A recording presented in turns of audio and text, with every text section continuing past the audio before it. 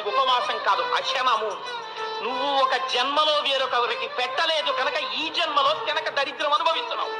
కడుపు నిండా తినేస్తే కన్ను పడిపోతుంది కాబట్టి కన్ను పడిపోనంత సాత్వికమైన పదార్థం శరీరం నిలబడడానికి కావలసినంత ఈశ్వరానుగ్రహంగా తిని ఆ ఓపికతో శరీరం అద్యంకులకి ఇది ధర్మ సాధనం కాబట్టి భగవదారాధనం చెయ్యడం ఉపవాసము.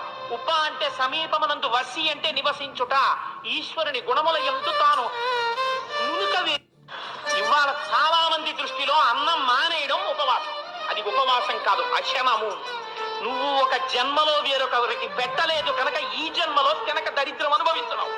కడుపు నిండా తినేస్తే కన్ను పడిపోతుంది కాబట్టి కన్ను పడిపోనంత సాత్వికమైన పదార్థం శరీరం నిలబడడానికి కావలసినంత ఈశ్వరానుగ్రహంగా తిని ఆ ఓపికతో శరీరం అద్యంకులకి ఇది ధర్మ సాధనం కాబట్టి భగవదారాధనం చెయ్యడం ఉపవాసము. ఉప అంటే సమీపమునందు, వసి అంటే నివసించుట. ఈశ్వరుని గుణముల యందు తాను